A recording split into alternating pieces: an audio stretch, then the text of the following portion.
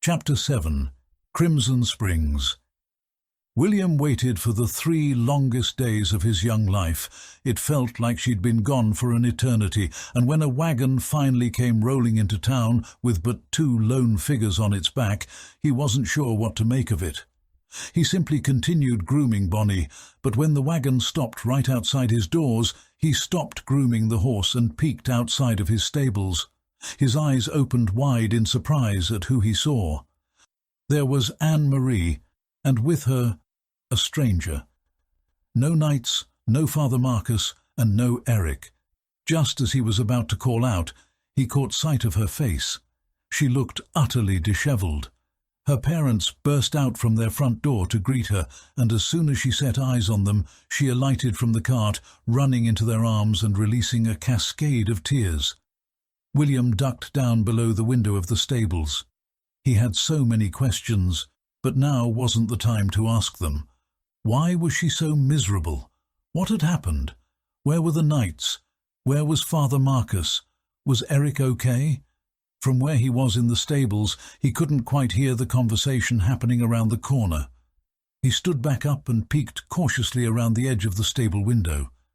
The man who had been controlling the wagon also hopped down, having a brief conversation with Anne-Marie's parents. After a few minutes, the entire group began walking into town, rather than entering Anne-Marie's house. William stopped looking out the window and turned back to his half-groomed horse, who was staring back at him expectantly. He could feel his anxiety rising as he pondered all of the scenarios which could take place in 3 days that could have led to this moment. As he continued to half-heartedly brush Bonnie, his mind was whirring. There were so many questions that needed to be answered. Luckily for Will, he would only need to wait 15 minutes before his prayers were answered. The town bell was rung, signalling an urgent town meeting. He dropped his brush and rushed towards the village centre. As he expected, everybody else was doing the same. This rare occasion appeared to have spurred everybody to drop whatever they were doing to convene at the town gathering point. As William approached the busy village centre, he began to feel a strange sense of nervousness. There, standing on the tiny wooden stage which was used for these rare public announcements, was the mayor. Behind him was Anne-Marie, being consoled by her parents. Alongside her was the strange man who had come into town with her. As the crowd gathered, the mayor waited patiently for a few minutes until finally he deemed the crowd adequate to begin his announcement. "My fellow Lacdorians, I have called you here today with some very unfortunate news. As some of you may be aware, Father Marcus had travelled to the hot springs of Mistfall village to ease the aches and pains of travel. It is there that he, unfortunately, like so many clerics of Bethmael before him, succumbed to the darkness of that horrible gateway. It is with regret that I must inform you that as of yesterday, Father Marcus, the hero of our village, has passed away," explained the mayor solemnly.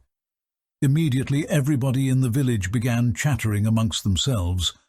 After seeing the state of him at the feast the other night, nobody was utterly astonished by the news, but it still came as a surprise. William could feel a strange mixture of emotions swelling inside of him. He was mostly still worried about Anne-Marie, and of course he was surprised to hear about Marcus's death. However, beneath it all lingered a guilty tinge of relief. Had fate somehow smiled upon him and Anne-Marie?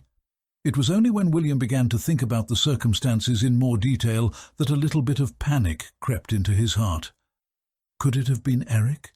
Could he or Anne-Marie have done that dastardly deed that William had not seen fit to even bring up, yet had lingered in the silence between the ideas they had cast? Again, William didn't have to wait long to have this question answered, as somebody in the village called out to the mayor. "How did he die?" asked the man brazenly.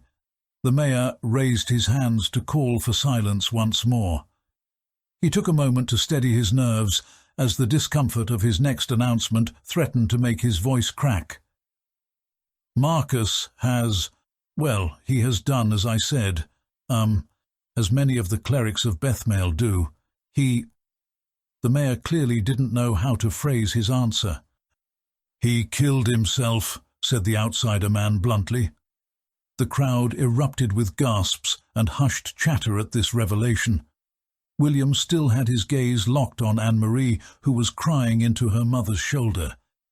He wondered whether perhaps she had been the one to find the body, or worse yet, had seen him commit the deed. How had he done it? William both yearned to know the gory details and also yearned not to. We will be holding a traditional cremation on the Ridge of Ashes this evening, hosted by Mr. Cotswold here, a mortician from Mist Fall who has accompanied Marcus back to our village. All are welcome and encouraged to attend to celebrate the life of Father Marcus, the hero of Lacdorian. His sacrifice will be remembered by the history books, and on behalf of Lacdorian, I thank him for his service in keeping us all safe," announced the mayor.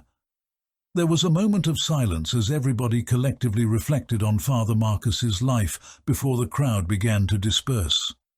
William felt a hand on his shoulder.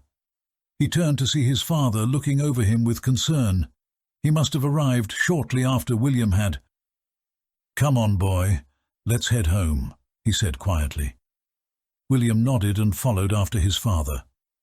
The two silently walked back towards the stables as they both ruminated on their own relationships with the dead cleric, neither having the social skills to communicate their feelings with one another.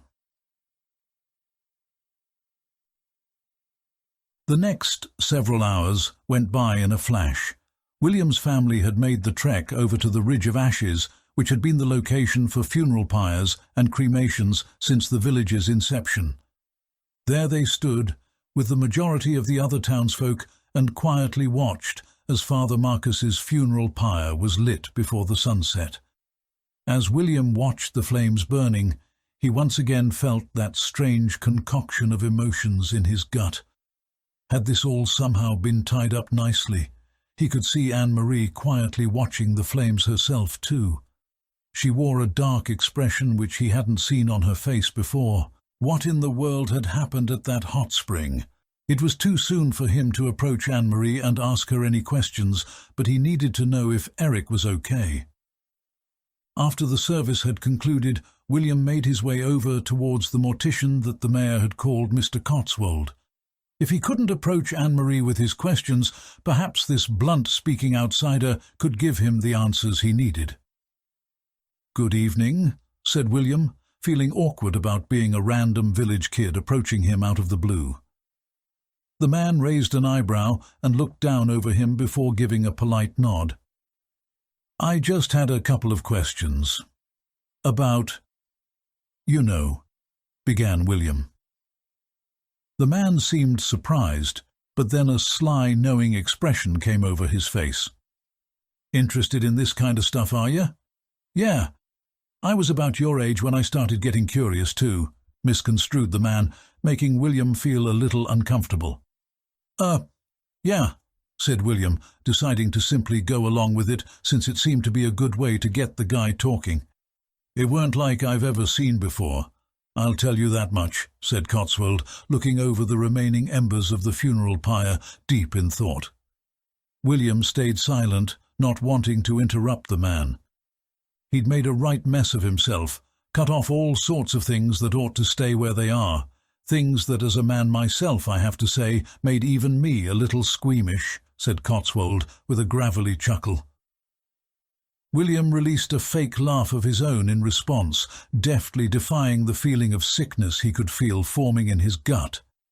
If he'd understood what the man was getting at correctly, Marcus had done something which William shuddered at the thought of. It weren't just that, though. He'd gotten into one of them hot pools and opened veins in both his arms. Looked like a bowl of soup, it did, said Mr. Cotswold, again making himself laugh and again making William feel sick. He hadn't really wanted to know any of these gory details. The main thing he wanted to know was whether Eric was okay. "Who found the body?" asked William. "Blimey, I don't know," said Cotswold, looking at Will as though confused why he'd care about that. "You didn't see my friend Eric there, did you?" asked William. "Nah, Just a bunch of knights. I've got to say, though, squeamish bunch if you ask me. With the taxes we have to pay to that bloody college of theirs, you'd think they'd teach them how to look at a body without getting their knickers in a twist, said Mr. Cotswold with another chuckle. William smiled meekly in response. Oh, hold on a minute. Your mate, would he be that big fat kid? He asked tactlessly. William was excited enough to hear Eric mentioned that he let the remark slide. Aye, that's him, said William enthusiastically. Oh, yeah, I saw that kid, he said simply. William waited for him to continue before he realized he was finished speaking.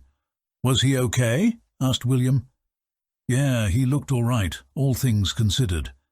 They sent the girl home with me, but he had to stay and answer questions. You know, now that I think about it, maybe it was him what found the body, said Mr. Cotswold, apparently only now thinking about the situation in more detail. William was filled by both relief that Eric was okay, but also horror that he had to witness something so gruesome. Say, kid, if you ever find yourself in Mistfall, I might be looking for an apprentice somewhere down the line. Head down to the morgue and I can show you the ropes, said Cotswold, looking down at William's calloused hands and muscular arms, clearly having identified him as a hard worker. William's heart skipped a beat as he imagined himself working with corpses. He knew himself well enough that the idea of working with cadavers or anything gruesome would completely overwhelm his delicate sensibilities. Aye, said William politely. He would never outright turn down a job offer, as in times such as these it was a flattering proposal, no matter who it came from. He shook Mr. Cotswold's hand before turning back and beginning his journey home. Eric was safe, Anne-Marie was safe, and on top of it all, she wouldn't have to marry Father Marcus now. Everything seemed to have been tied up very neatly, so why did William still feel a knot of worry churning in his stomach? It was over a week before William saw Anne-Marie again. He hadn't heard a peep from her side of the wall in all that time either. Her house had been dead silent. The disquieting stillness of the atmosphere lingered over him like a cloak. When he finally cast his eyes upon her again, his heart didn't skip a beat like it used to, and he wasn't quite sure why. Something had changed between the two of them. There she was, carrying a bucket of milk back from her cows. It was a rare opportunity to speak to her, so William decided to test the waters. "Good morning, Anne-Marie," said William with a smile through his stable window. "Good morning, William," she replied politely without stopping, and that was it. There was no awkward conversation, no magic in the air, just a cold greeting, like they were any two random villagers who hadn't shared that amazing romantic dinner on the festival night. William knew that she'd been through a lot, but the complexities of breaking down the walls of this stifling situation were beyond his capabilities. All he could do was return to work and ruminate on the situation. It wasn't until William was lying in bed that evening that an idea suddenly came to mind. Rather than randomly accosting her out in the street, perhaps if he knocked on the back of the wardrobe, she'd feel more comfortable talking with him. That would be a more wholesome and safe place to rekindle their relationship than in the middle of a random workday. He cast a worried glance over at Sasha, who was reading quietly on her side of the room. Talking about anything in front of her would be way too embarrassing. He'd gotten lucky the last time that she hadn't been there. He took a deep breath. Was he more concerned about Anne-Marie, or embarrassing himself in front of his sister? "Sasha," said William, already blushing at what he was about to do. She hummed without looking up from her book. Look, I'm a little worried about Anne-Marie, so I'm going to see if she wants to talk," said William awkwardly. Sasha looked up from her book with a puzzled expression on her face. "Okay?" she asked, confused about why he was bringing this up to her. "I mean, I'm going to do it how we used to," he said, his blushing intensifying. Sasha stared at him blankly for a moment before a look of realization came across her face. followed by a cheeky grin. "You mean like—" she began, gesturing towards the wardrobe. William nodded, mortified as he remembered how he used to tell his sister he would marry Anne-Marie when they were kids, talking through the wardrobe. "Wouldn't it be easier to just talk through the wall, though?" asked Sasha, raising an eyebrow. She had a point, but the childishness and nostalgia of the wardrobe game provided a cute and comfortable padding on which to instigate the potentially difficult conversation. William didn't know how to put this into words, so simply shrugged. "Go on then," said his sister with an amused smirk, nodding towards the wardrobe. William felt so embarrassed that he lingered for a moment before reticently clambering into the tiny wardrobe. He sat in the darkness for a moment, listening to his sister's stifled chuckles while watching him. He let out a sigh. "Here goes nothing." Tap, tap, tap. William knocked on the back of the wardrobe. He waited for a short while, but there was no response. He let out a sigh and prepared to leave the wardrobe. "Come on, Will, try again," said Sasha. "At least try to pretend you're not listening to me." "Read your bloody book," replied William angrily. He took a deep breath and tried again. Tap, tap, tap. He knocked again, but once again there was no answer. He was just about to get back out of his wardrobe when finally he heard it. Tap, tap, tap. "Anne-Marie?" he asked excitedly. There was a moment of silence. "Good evening, William," she replied quietly. William's heart raced as he realized that this was actually happening. "How are you?" asked William. There was another moment of silence. "I'm fine," she replied. William could tell from her tone that something was wrong. He wasn't sure how to approach asking her about what was on her mind. Are you?" began William, racking his mind for the correct way to get her to open up to him. There was another moment of silence. "Look, I just wanted to check up on you is all. I've been a bit worried about you since you got back," said William honestly, blushing in the darkness. There was silence, but with his ear pressed to the back of the wardrobe, William thought he could hear her sobbing. "Anne-Marie, are you okay?" asked William, full of concern. I'm fine," she replied shakily, clearly crying. William shook his head. How could he get her to open up? "Look, Mr. Cotswold told me about what happened. Did you get a chance to see if Eric was okay?" asked William, thinking that perhaps changing the subject a little might help. "What? He told you?" she asked in surprise. "Aye, he's a creepy old coot, isn't he?" asked William. It was at that moment that he heard the beautiful sound of Anne-Marie's laughter. "Aye, he is," she said with a giggle. William laughed too, out of pure joy and relief. "I've missed you, William," said Anne-Marie earnestly. William felt his heart racing, not only because of what she said, but out of embarrassment that Sasha probably heard it too. He was in too deep at this point. He needed to stop caring whether Sasha could hear. He needed to focus on being there for Anne-Marie.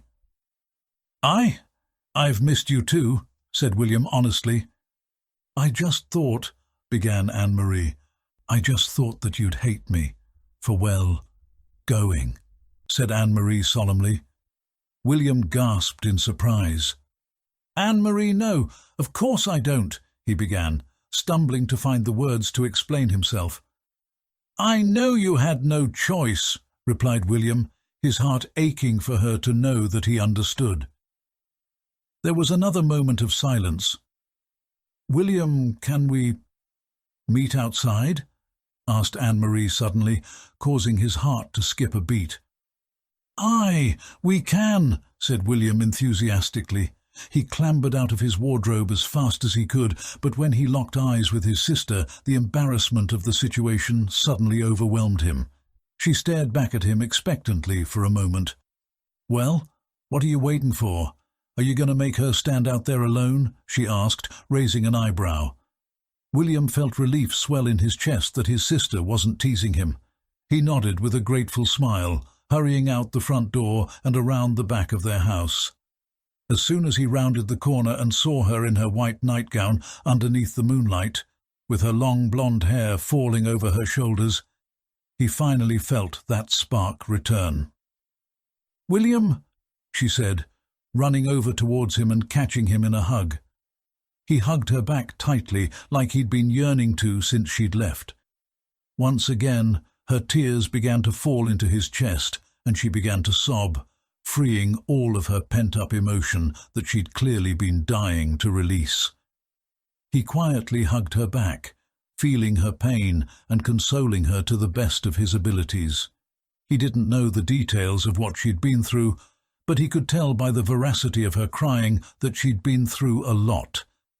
And so it was, there beneath the moonlight, that the two young lovers stood for what felt like an eternity, locked in each other's embrace. As they reconnected, they both finally felt the relief that only the other could provide. Chapter 8. Barley and Wheat. The next 3 weeks went by in a flash. Every single day was a joy. William would wake up and shovel his breakfast down as quickly as he could before running around the back of the house and being greeted good morning by Anne-Marie. The two were yet to kiss, but William didn't care. He just loved being around her. They were all but official at this point, and William couldn't imagine that life could get much better than this. If he were to simply work in his father's stable until he was old enough to take over the place, then go on to marry Anne-Marie and move into a house together one day, then his life would be perfect. He could wish for no more than for life to continue on exactly how it was, but alas, the twists and turns of young William's life would take him to many a blissful peak, but also to many a deep abyss. The first sign that something was wrong began with Anne-Marie not being there in the morning to greet him. They'd met like this every day until now, and without a warning, she was missing. Was she sick? It made sense that if she were ill, then she wouldn't have come around the back of the house, but he'd heard nary a cough from through their dividing wall. Would it be appropriate for him to ask her family? Should he wait? They weren't even officially dating. As far as anybody else knew, the two were simply happy neighbors. As was rapidly becoming William's default solution to all problems he encountered in life, he decided to wait. Perhaps she had simply forgotten. Perhaps she had simply overslept. They'd made no agreement to meet here each morning. This morning ritual had evolved naturally. William returned to his work with naught on his mind except the perplexing disappearance of Anne-Marie. It was only after 3 days of silence that William decided that he'd had enough. He needed answers, and it felt ridiculous of him at this point to not have simply knocked on her door to get them. As he marched his way determinedly towards her front door after work that night, however, he was in for a shock. Right as he was nearing their doorstep, the travelling doctor and her mother suddenly emerged. He quickly pretended he was simply returning home, turning around and slowly walking towards his stables while listening intently to try to overhear some of the conversation. "Well, is there anything that you can tell us for certain now that you've seen her?" asked Anne-Marie's mother. She seemed quite concerned.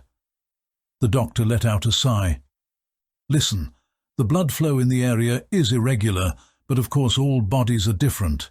Be sure that she uses the wheat and barley before my next visit," said the doctor, putting his hat back on. "But why is she feverish? It weren't like that for me," questioned her mother, grabbing the doctor by the tail of his coat. He let out a sigh and turned back to her. "As I have already explained to you, I can't begin to deduce whether the two are related yet. If it's just a fever, then she'll get over it soon anyway. I'll be back in Lac-Dorian next week. I'll visit again and see how she's developed," said the doctor, pulling his coat-tail out of her hand and hopping up onto his horse. "Aye," she responded despondently as she watched the doctor riding off into the sunset. William quickly made sure he was out of eyeshot, lest she notice him listening in. So, Anne-Marie was sick. Should he be feeling so relieved? At least it meant that it wasn't something he'd done. but feverish, irregular blood flow. What in the world could be wrong with her? As William ate his dinner that night, he pondered the many ailments he'd heard of in his short life, trying to deduce what kind of state Anne-Marie was currently in. "William, are you listening to me?" asked his mother sternly. He snapped out of his thoughts and looked up at her. "I?" asked William, his knee-jerk reaction being to agree, yet somehow accidentally pronouncing it as a question. His mother shared an annoyed look with his father. "What's gotten into you, boy? Where's your mind at?" she asked, raising an eyebrow. "It's nothing," said William, stirring his bowl of soup absent-mindedly. "Out with it, boy," growled his father sternly. William looked up at him and swallowed nervously. "It's nothing, I swear. I was just thinking, why would somebody take barley and wheat?" he asked, hoping that perhaps his parents would have the answers he was seeking. The two shared another confused look. "In bread," answered his mother, confused by the question. William shook his head. "I mean, if they were sick. Why would they take barley and wheat?" he clarified. Again, his parents shared a confused look. "Maybe as gruel, if they can't eat solids," guessed his mother, looking at him suspiciously. "Who's sick?" she added, giving him a piercing gaze as though trying to work him out. "Nobody," defended William, hurriedly returning to his soup. "Barley and wheat, hey?" said his father, turning to give his wife a knowing look. Suddenly, realization appeared on her face. "What? What is it?" asked William, looking between the two in confusion. "It's Anne-Marie, isn't it?" asked Sasha suddenly, causing the whole table to turn and look at her. William glared at her, as though daring her to keep bringing Anne-Marie up in front of their parents. She knew too much about his little love affair to be talking about her at the dinner table this brazenly. "Well, if you won't tell him, I will," said Sasha, pointing at William with her spoon. William stared blankly between Sasha and his parents. It seemed that everybody was on the same page except for him. "What? Tell me what?" asked William, annoyed to be the only one in the dark here. Sasha let out a sigh after her parents stayed silent. "She's probably pregnant," said Sasha, looking at William apologetically. He screwed up his face in disgust and let out a laugh. "Pregnant?" he cried out in disbelief, looking between their three uneasy faces. All three remained silent. "None of you know her. She ain't pregnant," said William, still snickering to himself at the mere suggestion of something so preposterous. Again, his family stayed awkwardly silent. "From who?" asked William, bemused by his irritatingly quiet family. They looked between one another awkwardly again. "Well, I mean, she did go on a romantic getaway to Mistfall, right?" asked Sasha. William again screwed up his face and shook his head at the preposterous notion. "Nay, she couldn't stand the guy, trust me," explained William, still shaking his head. "Come to think of it, when was the last time you took me to the hot springs?" asked William's mother, suddenly turning her attention to his father, who choked on his mouthful of soup at suddenly being in the limelight. After coughing and spluttering for a minute, he seemed to be stuck for words. "I'll tell you when, before we were married," admonished his mother angrily. William's father looked around at his kids, clearly hoping that one of them would save him. Sasha raised an accusatory eyebrow at him, clearly taking her mother's side. "She ain't pregnant," said William quietly, returning to his soup. For a moment his father was excited by the chance for a change of subject before realizing that there was nothing more for him to say on that matter anyway. The rest of the meal went on without Anne-Marie being mentioned again, but he still couldn't get her out of his mind. William snapped his eyes open and shot up in his bed, looking around his room.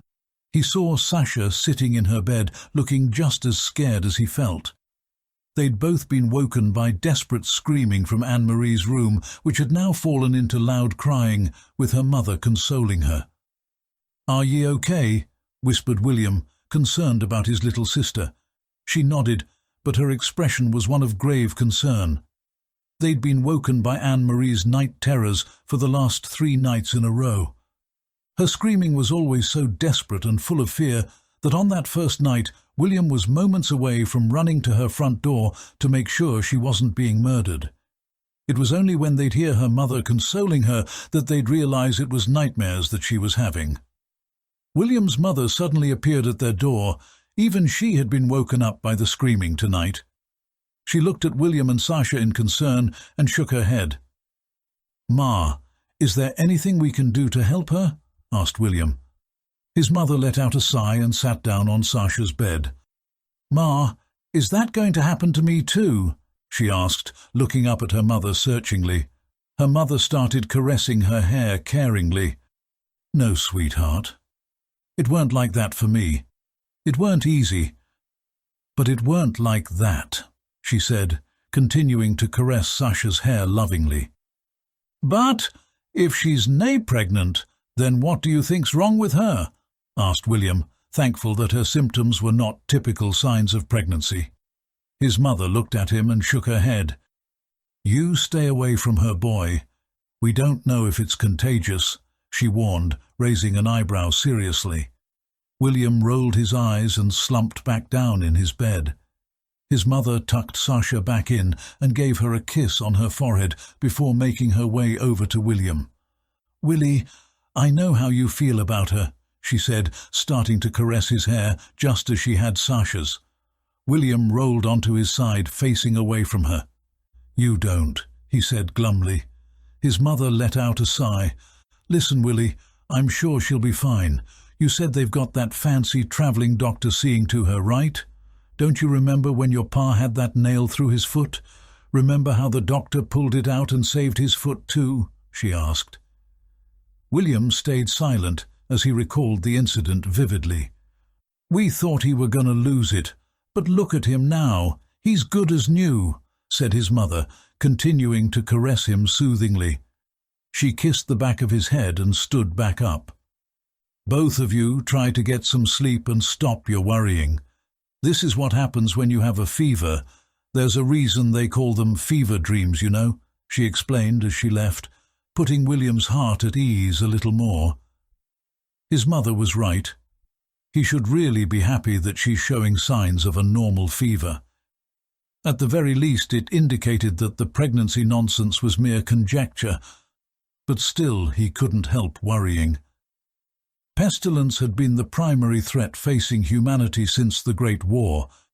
Just because she wasn't pregnant, that didn't mean that there was no reason to worry. Sickness like what she was going through could end a life in the snap of a finger.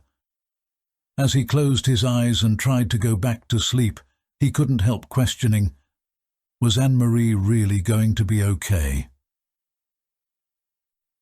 As days turned into weeks, things only seemed to get worse. Her night terrors continued just as ferociously as they had. However, the roster of healers which William would see appearing at her door each day seemed to increase with time. The travelling doctor, who at first had seemed somewhat uninterested in her situation, had now become fascinated, and barely a day went by without Will seeing him pass the stable to enter her house in the morning. He was tired of being the only one not trying to help her. It was time for him to do something.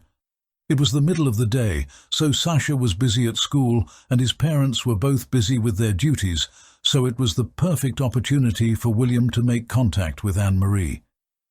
He'd been careful to take note of when the doctor had arrived this morning. Right now was his opportune moment to make contact, as the doctor had just left. Anne-Marie's mother had even gone with him. There would never be a better opportunity to do this. William rushed into his bedroom and over to his wardrobe. He quickly pulled open the door, almost causing the entire wardrobe to topple over from his vigor.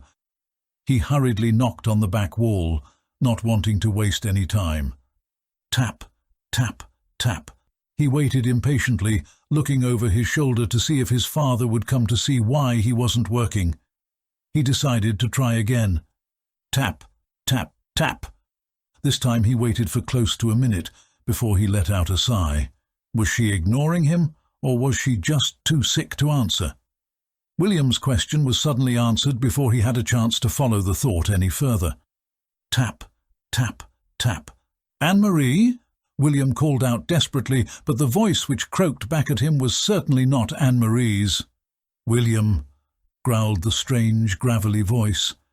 It was unlike any voice he'd ever heard before. It was as though there were multiple people talking at once. "Who is this?"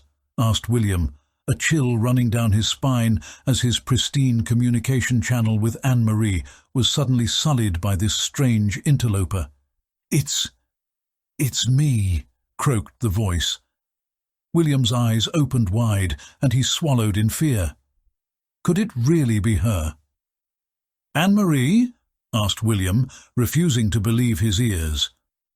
"Yes," whispered the voice. William jumped in fright. It was almost like the word was whispered directly into his ear, like there was somebody sitting in this wardrobe right beside him in the darkness. As goosebumps ran up his arms, William took a shaky breath. I know that you're very sick, but I just wanted to tell you that I'm thinking about you, and," began William, wishing that he'd rehearsed what he was actually going to say to her. For a moment, William sat, fumbling for the right words to say, overwhelmed by the moment. "William, I forbid you to see me," she interrupted. William sat in a stunned silence for a moment, not sure if he'd heard correctly. "You... what?" he asked, confused. "I couldn't bear to have you see me like this. Please, William, forget about me," she finished somberly. William once again felt a chill run down his spine. If Anne-Marie didn't want him to see her, then there was only one explanation he could think of, and it was the last thing he wanted to hear. He took a breath, wondering whether he should even ask the question that was on his lips. But if not now, when would he get another chance?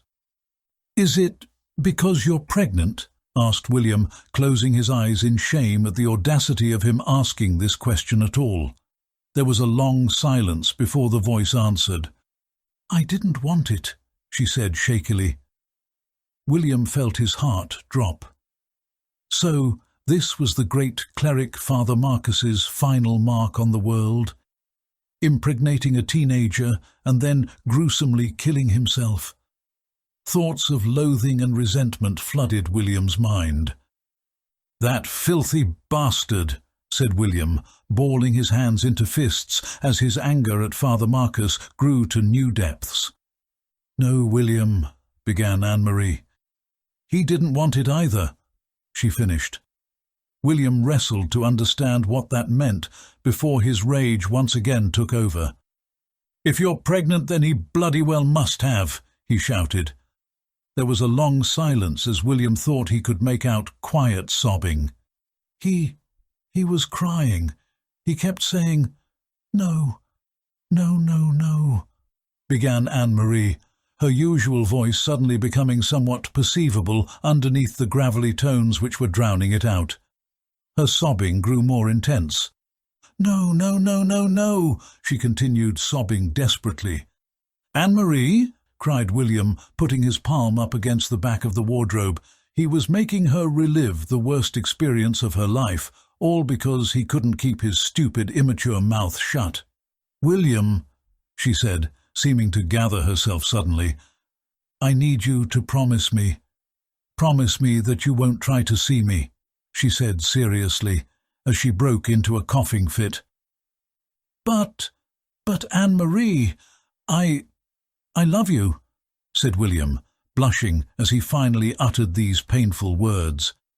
There was a long moment of silence while his passionate words lingered awkwardly in the air. "If you love me, then you'll make the promise," she replied, managing to quell her coughing. William let out a sigh. She didn't understand how much he cared about her. She didn't understand that he didn't care whether she had a pregnant belly or not. "Anne-Marie, I saw my ma when she were pregnant with Sasha. Trust me, I won't look at you any differently, I promise," implored William desperately. "William!" she yelled in frustration suddenly. The cold and dark voice which erupted from her sent another set of chills down William's spine.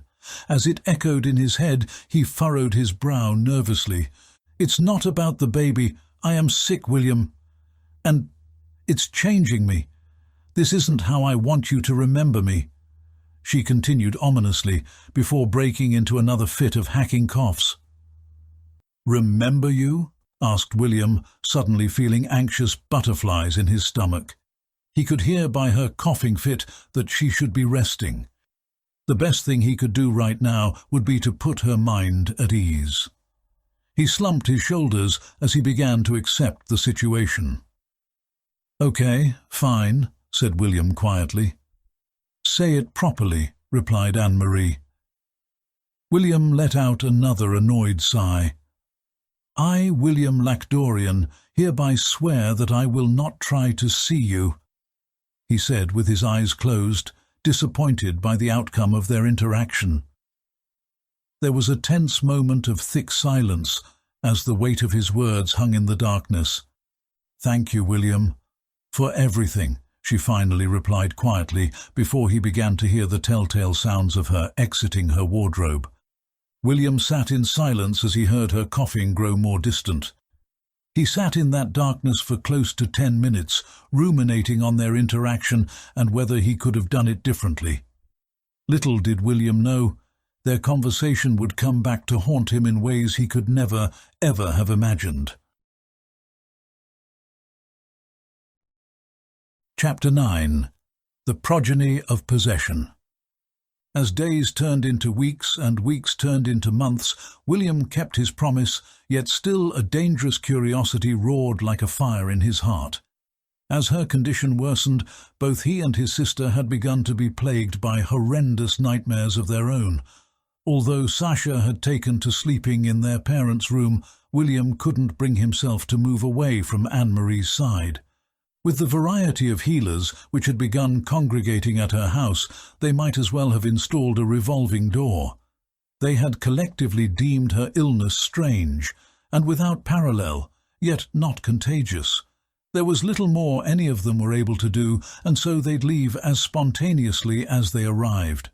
None of this stopped Anne-Marie's mother from keeping her doors open to all who might be able to help her daughter.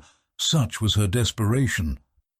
At this point it had unavoidably become the talk of the town, and many were calling it unbelievable that she was still alive at all. William had taken Bonnie out for her morning exercise, trying to beat the dark storm which was brewing overhead. Upon arriving back in town, he immediately realized that something had changed. There was a large gathering of individuals outside of Anne-Marie's house, all engaged in deep and lively conversation. The majority were healers, however there were a few curious townsfolk who had joined the flock. William could feel his heart racing as he gently led his horse back into the stables. His father had not yet returned from his duties, so William was left alone in the stables with naught to do except to peer anxiously at the large gathering of people outside Anne-Marie's window. Ordinarily, her curtains were closed shut, so he could only imagine that they'd been opened specifically to allow the other healers to spectate whatever was happening in that room. Beneath all of the hubbub, William could hear Anne-Marie moaning in that strange, gravelly voice of hers. He breathed a sigh of relief that she was alive, but his heart stung as he realized the desperation and pain in her voice. He couldn't just sit here and pretend he hadn't heard anything. He covertly slipped his way around the stable door and walked over to the crowd, hoping to hear what was going on. Poor girl! So it's true.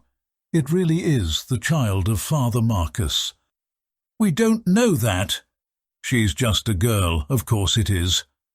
Well, I don't care. It might have saved her life. No, it wouldn't. Trust me. Her sickness is not related to the baby. Trust you? Ha!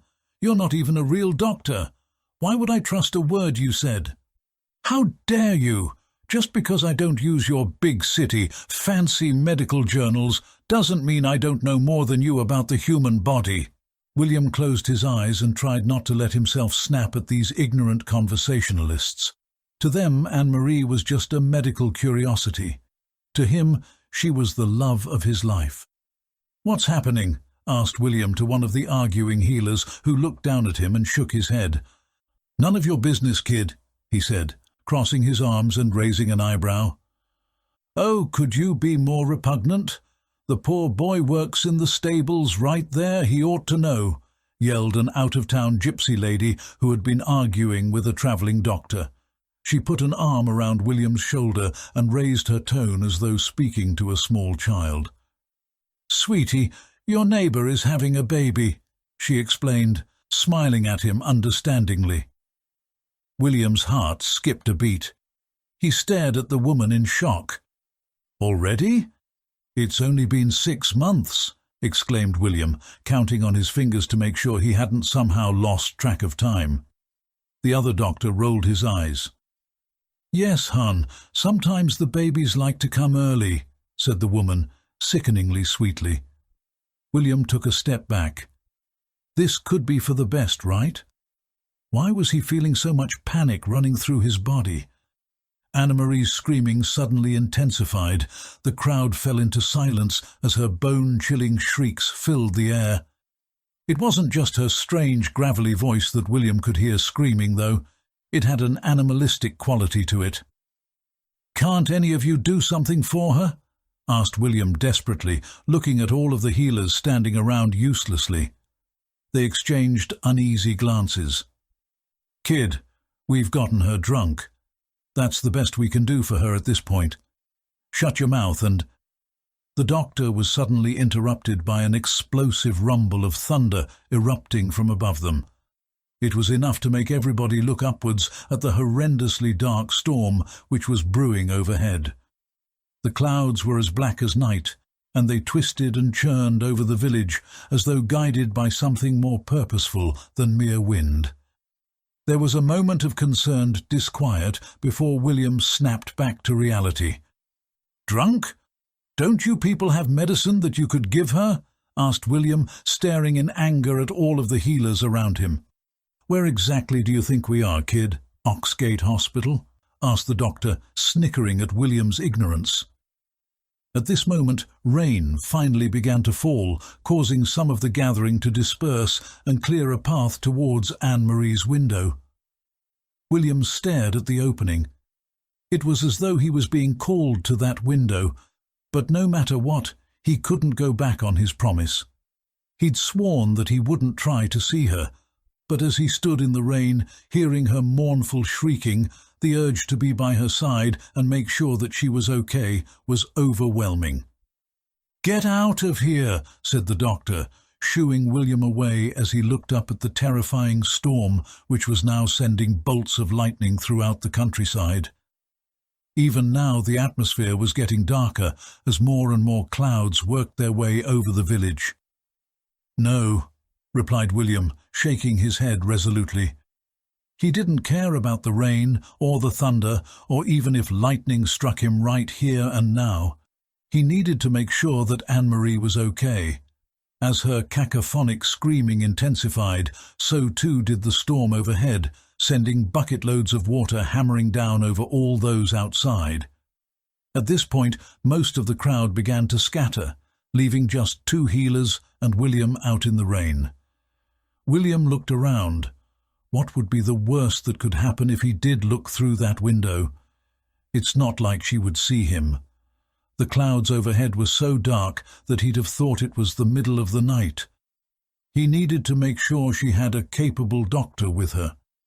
He needed to make sure her parents were by her side. He needed to make sure that she was as comfortable as she could be. This is what he told himself as he took his first step towards that window. The winds which carried rain pelting through the sky were intensifying and changing directions seemingly on a whim. "What kind of storm is this?" yelled out one of the 2 remaining healers who were looking through the window.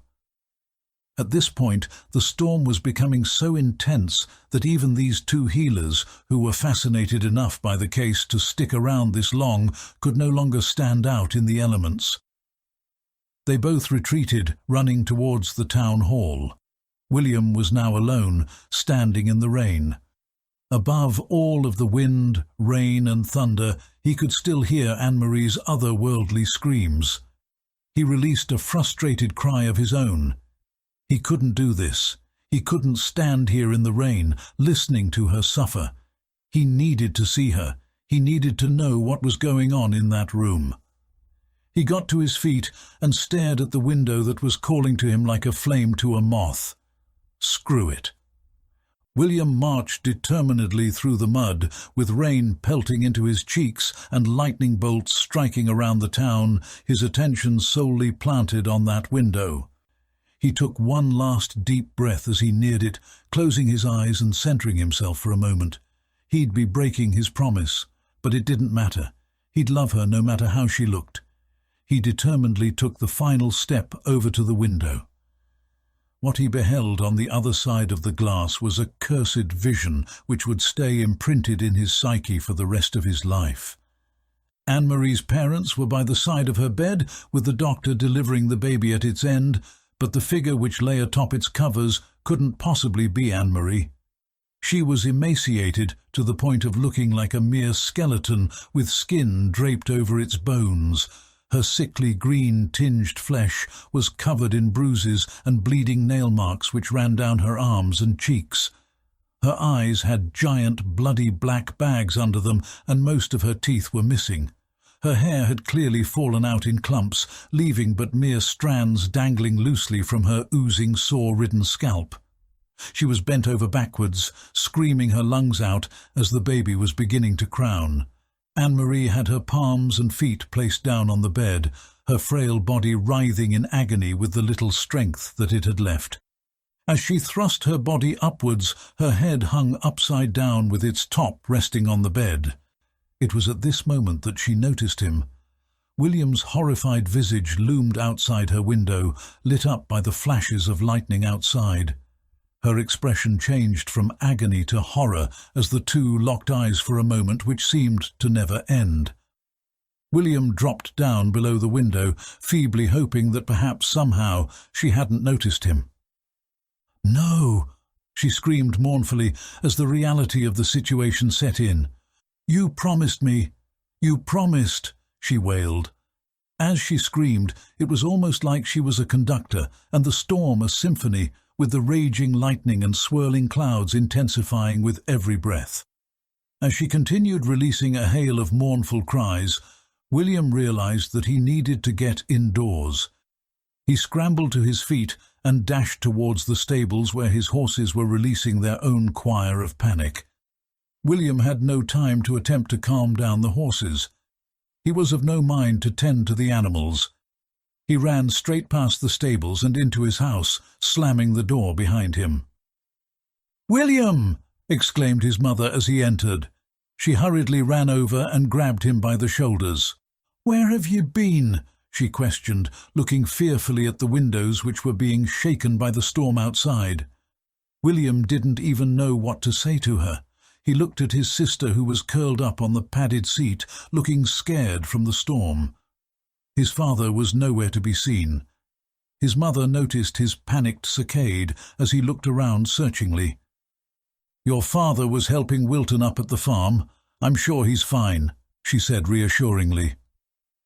William stared back at her, still in a state of shock.